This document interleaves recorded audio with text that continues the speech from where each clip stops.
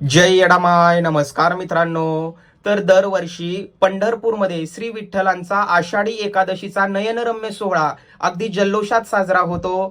त्याचबरोबर आषाढी एकादशीचा सोहळा झाल्यानंतर आषाढी पौर्णिमेच्या दुसऱ्या दिवशी श्री विठ्ठल मंदिराच्या समोर महाद्वार काला असा नयनरम्य सोहळा होत असतो. त्याला लाखो वारकरी किंवा भाविक भक्त हजेरी लावतात.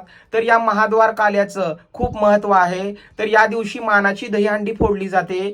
तर या दहीहंडीचं हे खापर तुम्ही बघू शकता.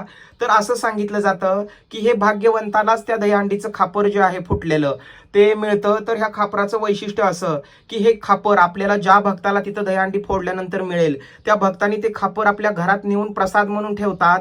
तर या खापराचं वैशिष्ट्य असं सांगितलं जातं की ज्या भक्ताच्या घरामध्ये हे खापर असेल त्या भक्ताला निगेटिव्ह एनर्जी किंवा करणी बाधा किंवा बाहेरच्या ज्या काही अदृश्य हानिकारक शक्ती असतात त्याचा कोणताही त्या व्यक्तीवर प्रभाव होत नाही व देवाचा सदैव कृपा आशीर्वाद त्या भक्तावर राहतो असं हे खापर आहे.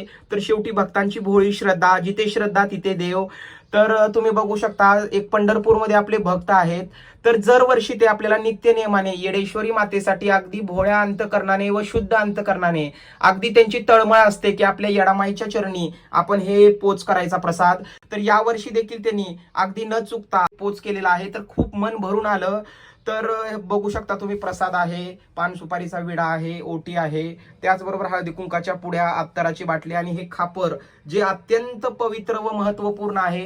तर आई येडेश्वरीच्या चरणी मी हे अर्पण करतो आणि आई येडेश्वरीला हे साकड घालतो की तुझ्या सर्व भक्तांना आणि हे तुला जिथं जे कोणी पोच केलेलं आहे त्या भक्ताला देखील तू आनंदी आनंदी ठेव आणि त्याच्या सर्व इच्छा मनोकामना आकांक्षा पूर्ण कर. तुझ्या सर्व भक्तांच्या तू सदैव पाठीशी राहा हीच तुझ्या चरणी प्रार्थना. येरमाळ्याच्या येडसरीचा उदे उदे.